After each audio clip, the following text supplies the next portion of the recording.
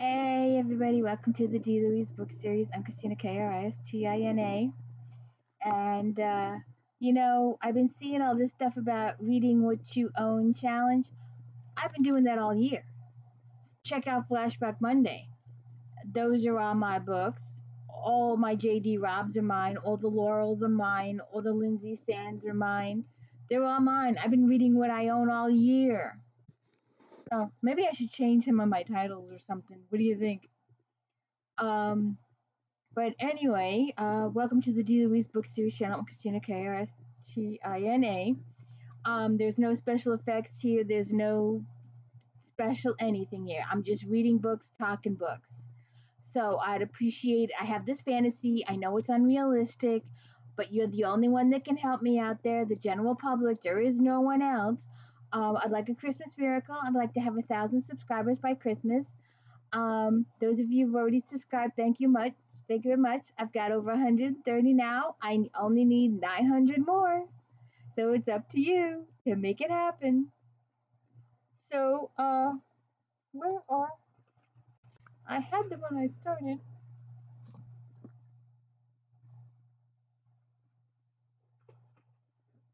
Where'd they go? He was sitting on my glasses. Okay. So we are doing. So I've explained before. Let me just fix my papers. As you know, I like to talk about books, series books.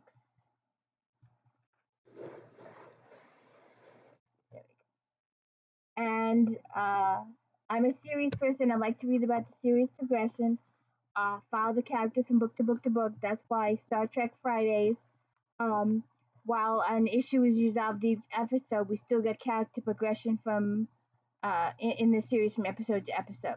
This is like we get character progression from book to book to book. And during the month of December, I read my two comfort series. Well, I got a third one going now, J.P. Beaumont, J.A. Jan series. We're doing that one too. But during December, my two comfort series are J.D. Robb, Eve Dallas, and my other comfort series is Stephanie Plum, Janet Evanovich.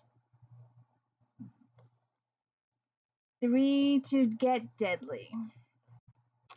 I lost my mother and my daughter during the holiday season a few years back, so it makes it extra hard.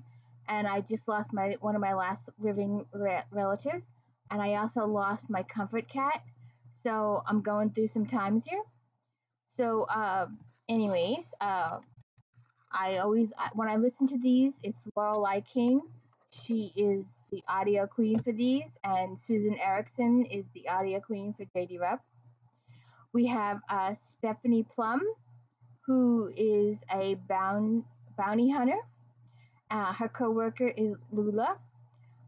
Grandma Mazur is all your comedy relief. Joe Morrelli is Trenton's cop and a potential future boyfriend. Ranger works in special forces. He also is a bounty hunter at this time, and he's also got something else that will be coming up in future books. Connie Rizzoli is the office manager. Cousin Vinny owns the bail bonds, and he is a slime bucket.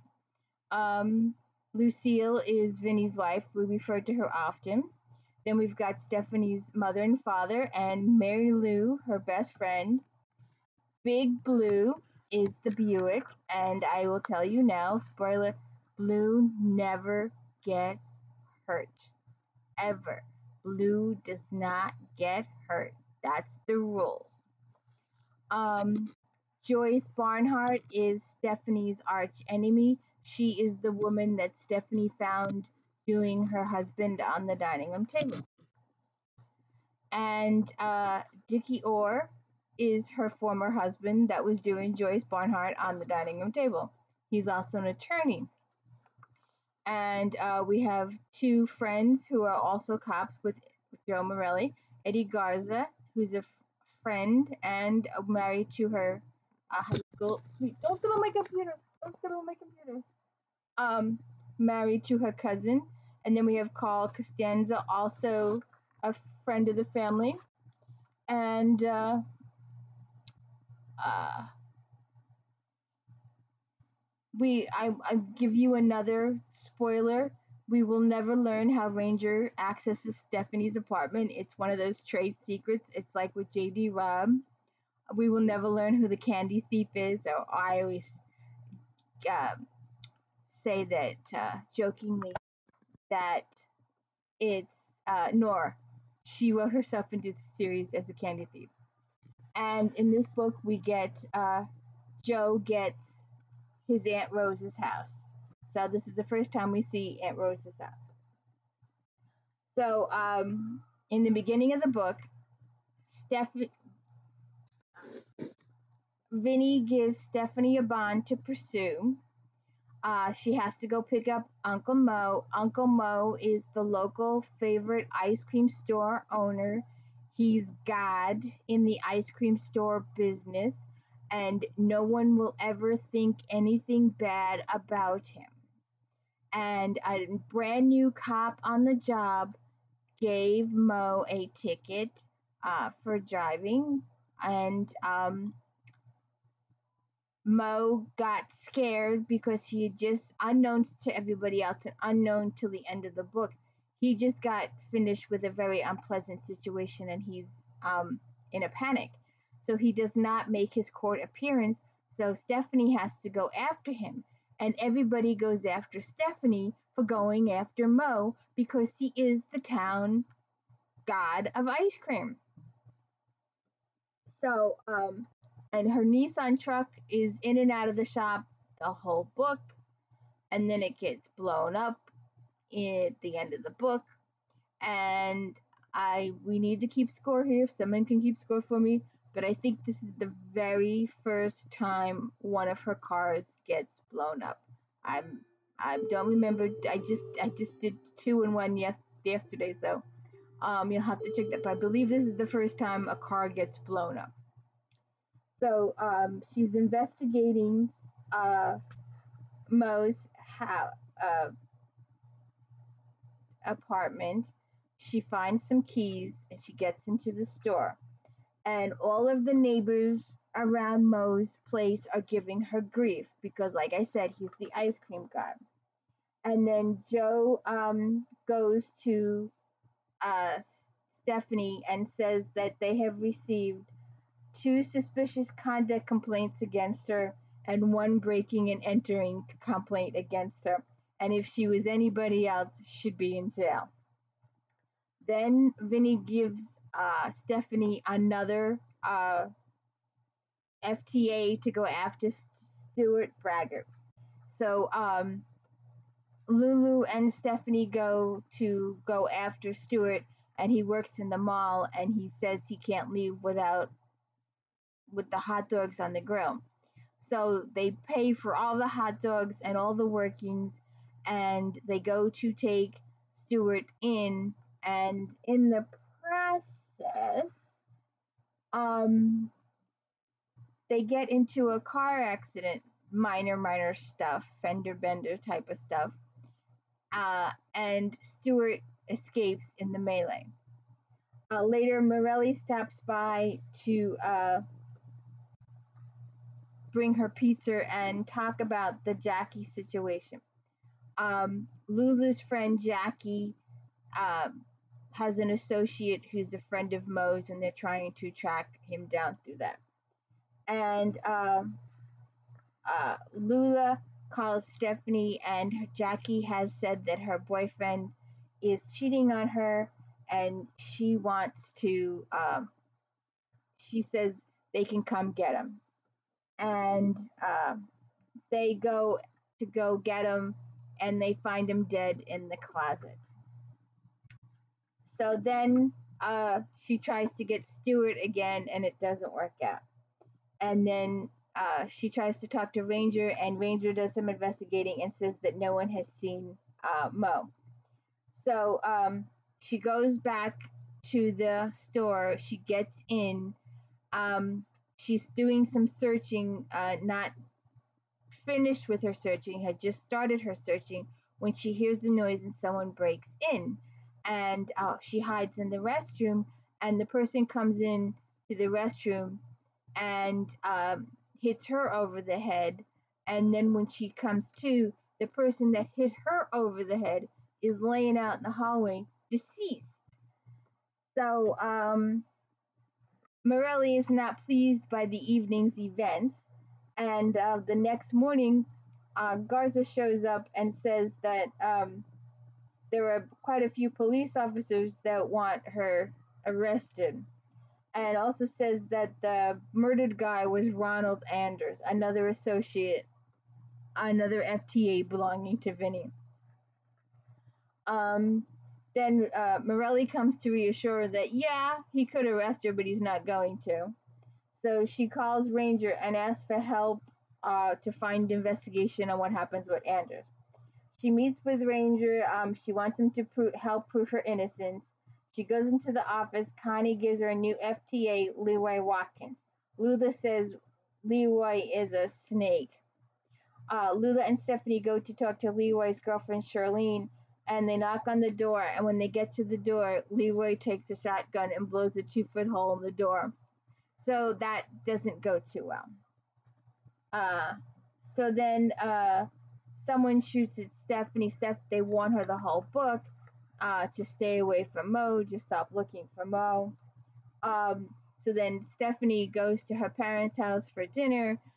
Morrelli comes and joins them for dinner, and the parents start to insinuate that Morelli's been to dinner a few times now. Is there anything going on between him and their daughter? And he's like, he hints to the positive, Stephanie hints to the negative. She believes Morelli is there to arrest her, so she goes out the back door, goes to Mary Lou's, to her best friend's house to hide until Morelli leaves. When Morelli does leave her parents' house, he takes the entire cake with him, courtesy of her parents. So she scours and looks for Morelli for hours, and then finally goes back to her apartment, and there's Morelli in her apartment eating the cake. There were some really clever incidents in this book. Later on, Lulu calls Stephanie again and says that Jackie's lost her marbles. They go to see Jackie, and apparently Jackie wanted to go kill her boyfriend, but someone else killed her boyfriend first, but she was just so pissed off that she didn't be able to kill the boyfriend first, that she shoots the boyfriend too. So in exchange for not turning her in, Lula and Stephanie decide that Jackie needs to go to detox. So Jackie reluctantly agrees to go into the home. So in the meantime, Stephanie's truck goes on the blink again, like I said. They're in the middle of capturing Mo. She's doing a really good job. She's always finding her people. And Stephanie blocks her, she has Big Blue. And Big Blue isn't going to get hurt. So she blocks Mo's car with Big Blue. And so while Ranger is checking out the back of the store, Mo runs out and steals Ranger's car. So it's one of those things. If I can find there is a cute, I wrote it down. So this is one of the first rumblings. It will go on for a few books, but they're starting to refer to Ranger as Batman, and for a few books, Stephanie and Lula will try to track down the Batcave, as they call it, because they believe that Ranger is Batman. He's a superhero in their eyes. And she had a tough morning, I said to Connie. running with Ranger and me. Then she got drilled with special sauce by a chicken. So I hear. Lula opened an eye. Humph! She opened the other eye and took in the suit. What are you all dressed up for? Business. It's a disguise. How's the Mo hunt going? Connie wanted to know. Picking up. Ranger got his car back. This got Lula to her feet. Say what? I told them about the 2 visits to Mrs. Steger, then I told them about Ranger's office. You see, Lula said, just like Bruce Wayne. Bruce Wayne had an office. Connie gave Lula one of her what the hell are you talking about looks, so Lula explained her Ranger is a superhero theory. First off, Connie said, Bruce Wayne is Batman, and Batman isn't actually a superhero. Batman's just some neurotic guy in a rubber suit. You have to get nuked or come from another planet to be a real superhero. Batman's got his own comic book, Lula said. Connie wasn't impressed with this logic. Donald Duck has his own comic book. You think Donald Duck is a superhero? What's the office like? Lula asked. Does he have a secretary? No secretary, I said. It's a 1-person office with a desk and a couple chairs. We should go over there and snoop around, Lula said. See what we can find. Anyone snooping around Ranger's private space would have to have a death wish. Not a good idea, I told them. Not only would he kill us, but he's also not a nice thing to do. He's not the enemy. Lula didn't look convinced. That's all true, but I'd like to snoop. You don't really think he's a superhero, Connie said to Lula. You think he's hot. Damn Skippy I do, Lula said. But that doesn't mean he's hiding something. That man has secrets, I'm telling you. It's the first of many discussions to come about Ranger and the Batcave and what he actually does, and more will become transparent as the book goes on. But it's really fun to read, and Grandma Mazur is really fun, and her visits to the funeral home. And we will soon get a second uh, unofficial villain, sorta, kinda. Grandma Bella will be making the scene soon. She's Joe's grandmother, and while Joe and family are not scared of Grandma Bella, Stephanie is frightened out of her gourd on Grandma Bella, and she will put the eye on you. So we're gaining some good secrets here with Ranger and the Bat Cave, and we had the first car blow up. There will be many more car blows up, but we will also tell you that Big Blue will never be hurt, ever. 30 books. Well, we haven't read 30 yet. We're working our way to it for Christmas. Like I said, I need those like and subscribes to get me through December. But, so find out if Stephanie does capture Mo and what the real story is, because they end up finding several bodies buried in Mo's shop basement. And we also learn what dirty secret Mo has, that he was potentially making films of the adult variety with young boys. So even though Mo is sacred in all the ice cream hearts, he's been doing some very, very naughty things. And there are about 8 people dead by the end of this book. And Mo is implicated in all of it. So to find out how it goes, and also to find out if Morrelli and Stephanie kiss, you'll have to read this book. Spoiler alert, they don't make it to the bedroom. Do not. And one thing I like about Janet's books, I don't know if I've mentioned this previously, I mentioned it on other podcasts, is that I'm very happy with the fact that when Joe and Stephanie kiss, they go into the bedroom, they close the door, and that's it. The next chapter's the next day. I don't need the details, and I like the fact that Janet keeps her books PG. They're really good, fun read. and going to join me for 30 days of Janet. And we will be moving on tomorrow to four score. So thank you for joining me. Read the book to find out what happens with Mo. Thank you.